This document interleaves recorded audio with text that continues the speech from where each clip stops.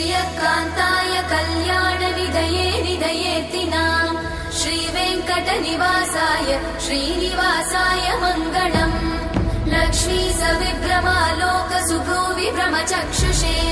चक्षुषे सर्वलोकानां वेङ्कटेशाय मङ्गलम्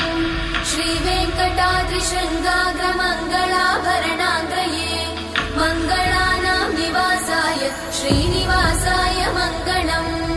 सर्वावयव सौन्दर्य सम्पदा सर्वचेतसां सदा सम्मोहनायास्तु वेङ्कटेशाय मङ्गलम्